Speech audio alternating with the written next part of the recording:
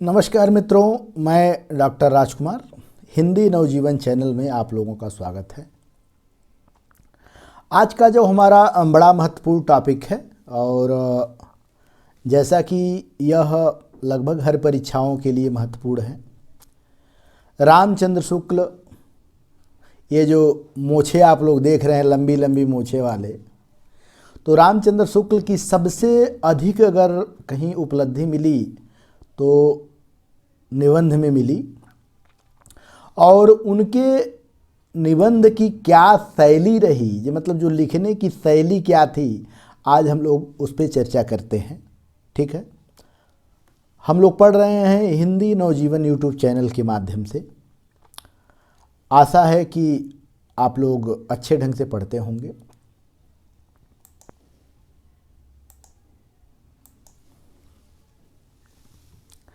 रामचंद्र शुक्ल की जो निबंध शैली है मित्रों, ठीक है, वह अपने निबंधों के अनुरूप, चूंकि रामचंद्र शुक्ल से पहले भारतेंदु जी थे, भारतेंदु के बाद सबसे अधिक अगर कोई बढ़िया निबंध अगर लिखा, मानो भारतेंदु युग के बाद, तो वो थे रामचंद्र शुक्ल। रामचंद्र शुक्ल ने अपने निबंधों के आवश्यकता अनुसार, ठीक है, विविध शैलियों का प्रयोग किया। एक शैली का नहीं प्रयोग किया, कई शैलियों का प्रयोग किया।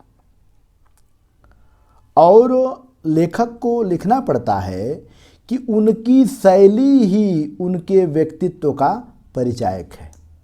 मतलब उनकी जो शैली है, लिखने का जो तरीका है, अगर उनके निबंधों को हम लोग पढ़ें तो उनके व्यक्तित्व के बारे में भी जानकारी हो जाती है।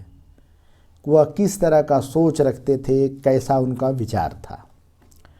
खड़ी बोली की जो गद्य परंपरा थी भारतेंदु युग में, जो सजीवता और सरसता को लेकर उभरी थी, ठीक है, रामचंद्र शुक्ल क्या करते हैं कि उसमें और गुणवत्ता भर देते हैं। अगर भारतेंदु हरिश्चंद्र के बाद दूसरा अगर मात्रात्मक संबंधी सुधार किया, व्याकरण संबंधी सुधार किया, तो वो थे महावीर प्रसाद द्विवेदी। महावीर प्रसाद द्विवेदी ने क्या किया कि व्याकरण सम्मत, स्वच्छ और विचारात्मक बनाने की कुशलता का प्रयास किया। लेकिन रामचंद्र शुक्ल मित्रों, ये अपने गंभीर व्यक्तित्व, ठीक है, अव्यक्ति क्षमता, मौलिक चिंतन, नए नए चिंतन करते थे, सहज सरल भाषा तथा पांडित्य द्वारा, यानी जानकारी भी थी, पांडित्य द्वारा सशक्त, गंभीर और सुगठित किसको बनाया? निबंध की परंपरा को बनाया, जो हम लोग अध्ययन करते हैं। अगर इनके हम जैसे निबंध शैली की चर्चा करें और निबंध शैली के भेद करें, तो ये मुख्य रूप से उनके भेद आएंगे। सबसे पहले आलोचनात्मक, वह सम्यक दृष्टि आलोचनात्मक वाली अनेक निबंध में आलोचनात्मक शैली अपनाए हैं। उसके बाद एक शैली समाज शैली का प्रयोग किया, भावात्मक शैली का प्रयोग किया, व्याख्यात्मक शैली का प्रयोग किया, हास्यात्मक शैली का प्रयोग किया, तुलनात्मक शैली का प्रयोग किया, और भाषा का औदित्य, जो भाषा का औदात्य है, यह जो 7 पॉइंट हैं, आलोचनात्मक शैली, समाज शैली, भावात्मक शैली, व्याख्यात्मक शैली, हास्य व्यंग्य शैली, तुलनात्मक शैली, ये शैलियाँ एक तरह की इनके निबंध का परिचय बताती है। इसका भी हमें ध्यान रखना चाहिए। अब हम लोग आलोचनात्मक शैली की चर्चा करेंगे कि आलोचनात्मक शैली किसको कहा जाता है। इस शैली का प्रयोग शास्त्रीय समीक्षा संबंधी निबंधों में किया जाता है। यह चिंतन प्रधान शैली है, तर्क और विश्लेषण की प्रधानता है, चिंतन का गंभीर और भाषा की सुव्यवस्था दिखाई देती है। देखिए, आप आलोचना जब किसी का तटस्थ भाव से गुण और दोष निकालते हैं, तो वह आलोचनात्मक शैली के अंतर्गत आता है। अब इसमें क्या होना चाहिए कि चिंतन प्रधान शैली, क्योंकि जो विवेकवान नहीं होगा वो सही को सही और गलत को गलत नहीं कह सकता है। अब एक इनका हम लोग उदाहरण ले सकते हैं कि जिस प्रकार आत्मा की मुक्तावस्था ज्ञान दशा कहलाती है, ध्यान दीजिएगा, जिस प्रकार आत्मा की मुक्तावस्था ज्ञान दशा कहलाती है, उसी प्रकार हृदय की मुक्तावस्था रस दशा कहलाती है। हृदय की इस मुक्ति की साधना के लिए मनुष्य की वाणी जो शब्द विधान करती आई है उसे कविता कहते हैं। देखिए, आत्मा की मुक्तावस्था क्या होती है? जब मनुष्य, ठीक है, ज्ञान के माध्यम से ईश्वर को पाने की वजह से चेष्टा करता है, तो उसकी आत्मा एक तरह से क्या बोलते हैं, सांसारिक भाव से मुक्त होकर ज्ञान दशा में जाकर ईश्वर की प्राप्ति करती है। उसी तरह हृदय की मुक्तावस्था ज्ञान दशा कहलाती है। अब हम जो हृदय में अनेक भाव अनेक रस होते हैं, अब हम क्या होता है कि वह रस विविध भाव से हमारे मन के भाव को एक तरह से, जैसे मान लीजिए आप कोई पिक्चर देखते हैं तो उसमें हंसते भी हैं, गाते भी हैं। कभी कभी ऐसा नहीं है कि वहाँ पे जो कोई हीरो मरता है वो ओरिजिनल मरता है, लेकिन उसको देखकर हम रोते हैं, हंसते हैं। ऐसा लगता है कि हमारा हृदय एकदम बिल्कुल ये भाव से मुक्त हो गया है। और जब हृदय बहुत अत्यंत द्रवित होता है या खुशहाल में रहता है या बड़ा दुखी रहता है, तो इस मुक्ति की साधना के लिए मनुष्य की जो वाणी विधान करती है, यानी हृदय स्वच्छंद होकर कोई चीज़ लिखता है, वही कविता कहलाती है। यानी कुल मिला जुला के कविता जैसे जबरदस्ती कोई कवि नहीं बन सकता। कवि के लिए भाव होना चाहिए, यदि भाव नहीं है तो वो कभी कवि की श्रेणी में नहीं आ सकता है। समाज शैली, समाज शैली, शुक्ल जी के निबंधों में समाज शैली का भी शत प्रयोग हुआ है। शुक्ल जी आगमन और निगमन, ध्यान रखिएगा, आगमन और निगमन दोनों प्रकार के शैलियों का प्रयोग किया है। आगमन निगमन, आगमन मतलब होता है, आगमन का अर्थ यहाँ होता है कि पहले उदाहरण देना और उदाहरण के बाद नियम बनाना। निगमन का मतलब होता है पहले नियम बनाना फिर उसके अनुरूप उदाहरण देना। और ऐसा कई जगह जैसे रामचंद्र शुक्ल जी ने किया है।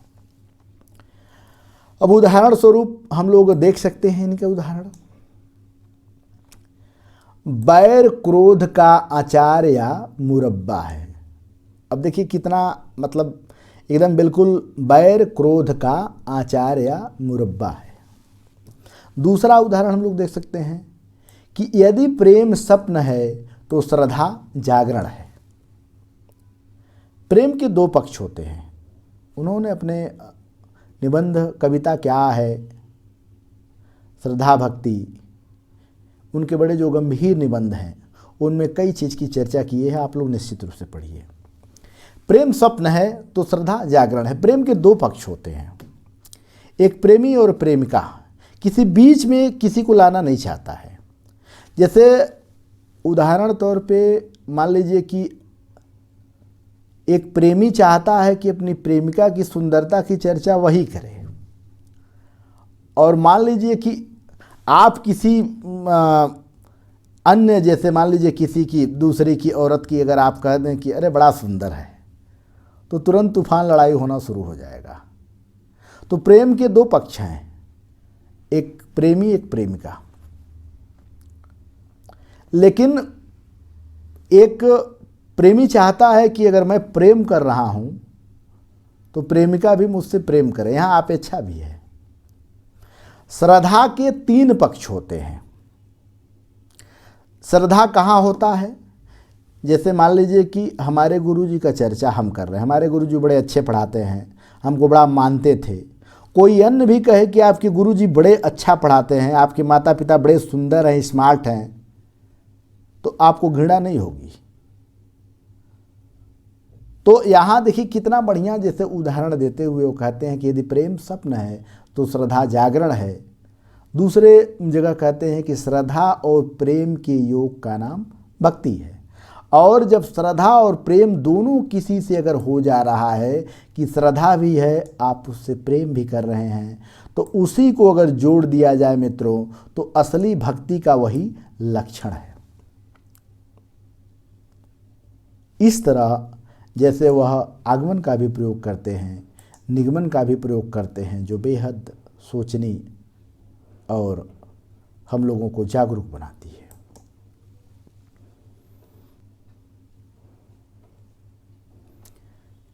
भावात्मक शैली, देखिए भावात्मक शैली क्या होती है? यहाँ भाव प्रधान होता है। भावात्मक शैली शुक्ल जी के निबंधों में बुद्धि और हृदय का संतुलित समन्वय हुआ है। ध्यान रखिएगा कि जैसे मस्तिष्क दूसरी चीज़ है, हृदय दूसरी चीज़ है। ज्ञान का संबंध मस्तिष्क से होता है, प्रेम का संबंध हृदय से होता है। इसीलिए कहा जाता है कि एजुकेशन और रिलेशन में अंतर है।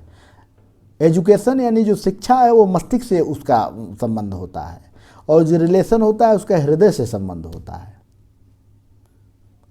और यहाँ जब इनकी आप जैसे कविताएं पढ़ेंगे या क्या इनका निबंध पढ़ेंगे, तो बुद्धि और हृदय का कई जगह समन्वय दिखाए हैं। इसमें चिंतन की गंभीरता के साथ साथ भावुकता का भी समावेश होता है। हृदय की प्रधानता रहती है। भावात्मक शैली के दर्शन होते हैं। जहाँ हृदय पक्ष प्रबल होता है वहाँ शुक्ल जी के व्यक्तित्व खुलकर उभर कर आता है। अब एक उदाहरण हम लोग देख सकते हैं, इसका बहुत सुंदर उदाहरण है कि करुणा निबंध में यह बात कहते हैं। करुणा निबंध में आप इनका पढ़ेंगे, बहुत अच्छा है। राम लक्ष्मण वन चले गए हैं और वह चित्रकूट में बड़े आराम से हैं। उसी समय बारिश भी आ जाती है, लेकिन माँ कौशल्या के अंदर सुख का अनिश्चय पर इस प्रकार का दुख होता है कि बन को निकर गए दुई भाई, सावन गरजे बादल बरसे पवन चले पुरवाई, कौन बिरिसर भीजत हुई राम लखन दुनु भाई। ठीक है, थोड़ा सा यहाँ गलत हो गया है, लेकिन ये सही है कि बन को निकर गए दुनु भाई, सावन बरसे बादल गरजे पवन चले पुरवाई, कौन बिरिछ तर भीजत हुई हैं राम लखन दुनु भाई। तो यहाँ क्या हो रहा है कि एक जैसे किसी से आप प्रेम करते हैं तो उसके सुख और दुख दोनों का चिंता करते हैं। जैसे मान लीजिए कोई दूर चला गया है, आपका प्रेमी है या आपकी प्रेमिका है, तो वह सुख में भी रहता है तो आदमी बराबर सोचता रहता है यार पता नहीं कैसे हुआ, खाना खाया है कि नहीं खाया है। एक और उदाहरण जैसे उसमें करुणा निबंध में रामचंद्र शुक्ल ने दिया है कि एक प्रेमिका है जो नदी के दो छोर पे प्रेमी प्रेमिका खड़े हैं और बगल में चिता जल रही है। प्रेमिका कहती है कि नदी किनारे धुआं उठत है, मैं जानूं कुछ होई, जिसके कारण मैं जली कहीं वहीं न जलता होई। अगर आदमी अपने भूखा रहता है तो सोचता है यार मैं भूखा हूँ, कहीं मेरा लड़का तो नहीं भूखा होगा।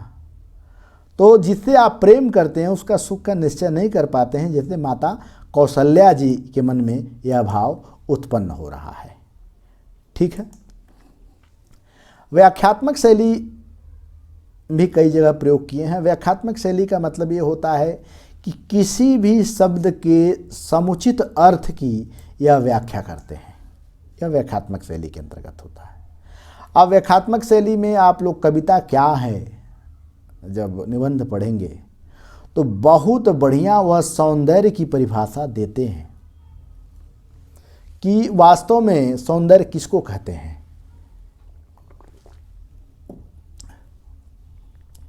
ये जो सौंदर्य का चित्रण खींचे हैं रामचंद्र शुक्ल जी,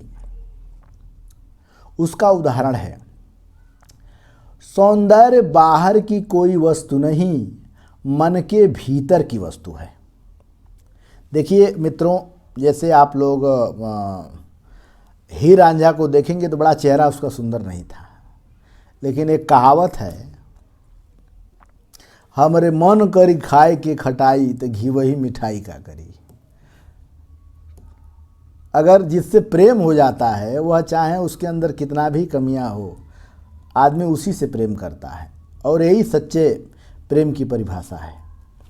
तो सौंदर्य बाहर की वस्तु नहीं है। जैसे बाहरी रूपरेख देखिए, ये शरीर है, आज मान लीजिए कि आज स्मार्ट लग रहे हैं, सुंदर लग रहे हैं, कल बूढ़ा हो जाएंगे, आप भी बूढ़े हो जाएंगे। तो ये बाहरी वारण की सुंदरता की जरूरत नहीं है, मन के अंदर की सुंदरता की जरूरत है। और मन से अगर आप सुंदर हैं, आपके अंदर करुणा है, दया है, प्रेम है, समाज की सेवा का भाव है, तो बाहर टिक्का बूंदा नहीं लगाएंगे तब भी आप लोगों को जानेंगे कि आप महात्मा हैं। तो सौंदर्य बाहर की कोई वस्तु नहीं है, मन के भीतर की वस्तु है। यूरोपीय कला समीक्षा की यह राह बड़ी ऊंची उड़ान पर या बड़ी दूर की कौड़ी समझी गई, पर वास्तव में यह भाषा के गड़बड़ झाले के सिवा और कुछ नहीं है। जैसे वीर कर्म से पृथक तो वीरत्व कोई पदार्थ नहीं है, वैसे सुंदर वस्तु से पृथक सौंदर्य कोई पदार्थ नहीं है। एक उदाहरण दे रहे हैं कितना बढ़िया, कि वीर कर्म से पृथक कोई वीरत्व पदार्थ नहीं है, वैसे ही सुंदर वस्तु पृथक, या पृथक नहीं पृथक है, पृथक, ठीक, पृथक सौंदर्य कोई पदार्थ नहीं है। कितना सुंदर सौंदर्य की व्याख्या करते हैं। आगे हास्य व्यंग्य शैली का इन्होंने अपने निबंधों में कई जगह प्रयोग किया है। हास्य व्यंग्य शैली मतलब हंसते रहिए और व्यंग्य भी करते रहिए। हास्य व्यंग्य शैली का स्वभाव देखिए, और ये समाज की विसंगतियों को देखते हुए स्थान स्थान पे हास्य व्यंग्य की पूट भी दिखाई देते हैं। समाज में दो तरह के लोग होते हैं, एक बेचारे खाना पचाने के लिए गोली खाते हैं, सोने के लिए गोली खाते हैं, और एक बेचारे भूखे पेट सो जाते हैं। एक टिप्पणी करते हैं कि मोटे आदमियों जरा दुबले हो जाते। हंसी यहाँ ये आ रही है कि एक डॉक्टर ने कहा कि यार तुम बहुत मोटे हो गए हो, थोड़ा टहला करो, अपौष्टिक भोजन लिया करो। तो 500 मीटर टहलते थे, फिर आकर 100 ग्राम काजू, 100 ग्राम किशमिश, 100 ग्राम बादाम ले लेते थे। तो उनका मोटापा जस का तस रहता था, और डॉक्टर से कहते भी थे कि आप बताए थे लेकिन टहलते हैं। फिर डॉक्टर ने पूछा, करे भैया टहलते हैं लेकिन खाते क्या हैं? यही 500 मीटर टहल के इतना खा लेते हैं। तो तब कहाँ मोटा होगे? तो उस पर व्यंग करते हुए कहते हैं कि मोटे आदमियों जरा दुबले हो जाते अपने अंदेशे से ही, तो न जाने कितने ठठरियों पर मांस चढ़ जाती। जैसे जो मोटे लोग हैं, जो जमींदार लोग हैं, जो पूंजीपति वर्ग हैं, जैसे धीरू भाई अंबानी के लड़का देख लो, भैंसे की तरह है। तो क्या है कि जो वह कोई खाते खाते मोटे हो जाता है, तो अगर थोड़ा सा मोटा आदमी दुबला होना शुरू कर दे, यानी अपने हिस्सा का अगर किसी गरीब को दान देना शुरू कर दे, तो न जाने कितने ठठरियों पे मांस चढ़ जाती। तो यहाँ व्यंग भी है और एक तरह से रामचंद्र शुक्ल संदेश भी दे रहे हैं।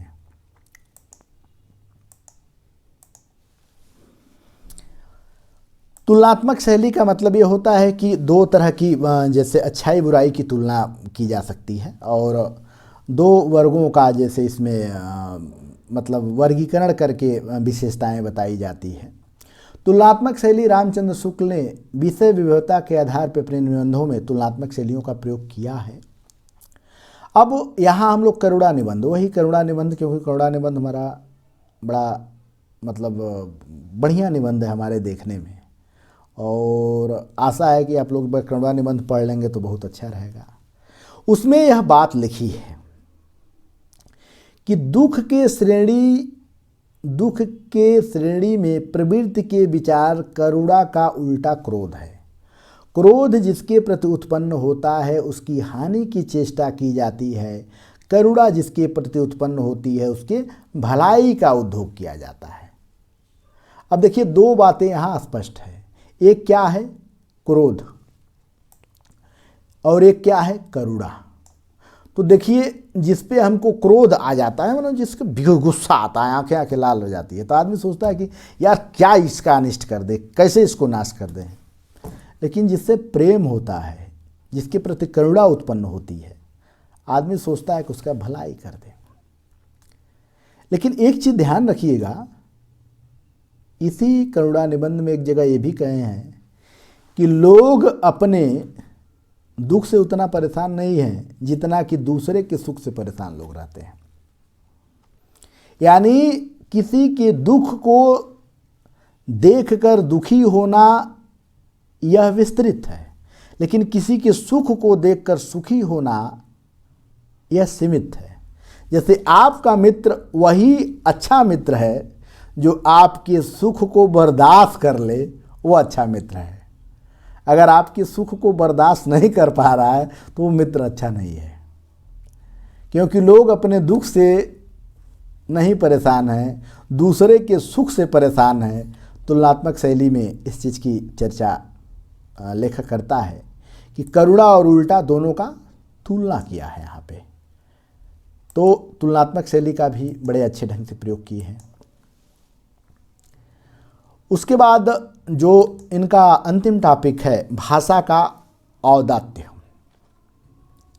भाषा का औदात्य शुक्ल जी के निबंधों में तत्सम शब्दों का बाहुल्य है। ध्यान रखिएगा, इनका जो चूँकि शुद्ध लिखते थे, महावीर प्रसाद द्विवेदी से भी ज़्यादा प्रभावित थे शुद्ध लिखने में।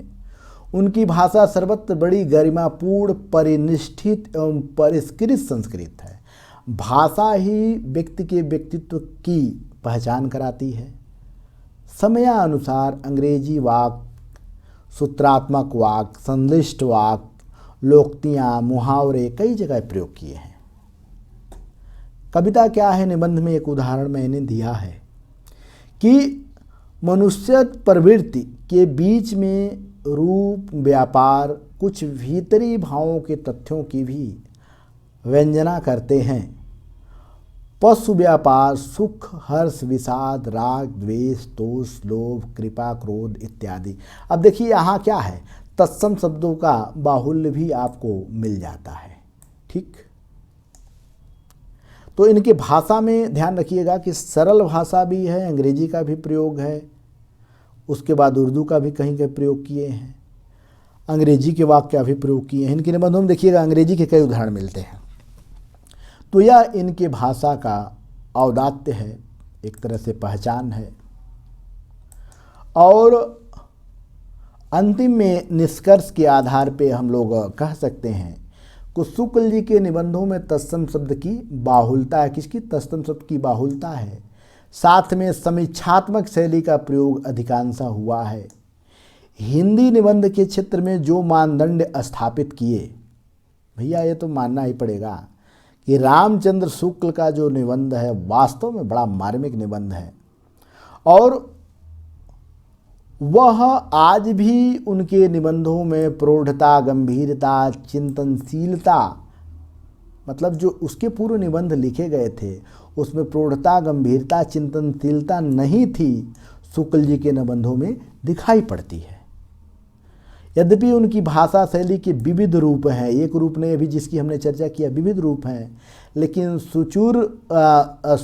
सुरुचि पूर्वक पाठक अपने निबंधों को पढ़े तो विधिवत होगा कि एक एक वाक्य, रामचंद्र शुक्ल के एक एक वाक्य मोतियों के लड़ी के भांति स्निग्ध है, जिसमें खुदरापन कहीं भी नहीं है। वास्तव में आप रामचंद्र शुक्ल की निबंध पढ़ेंगे तो लगेगा कि आप कोई निबंध पढ़े हैं, लेकिन यह है कि शांत मन से पढ़िए, गंभीर भाव से पढ़िए तब। और इस तरह आज हम लोग इनकी निबंध शैली को समाप्त करते हैं। आशा है कि आप लोगों को पसंद आया होगा। धन्यवाद। और आप लोग इसका भी आप लोग ध्यान देंगे क्योंकि ये कहना ना पड़े तभी मनोबल बढ़ेगा हमारा। बहुत बहुत धन्यवाद मित्रों, बहुत बहुत धन्यवाद।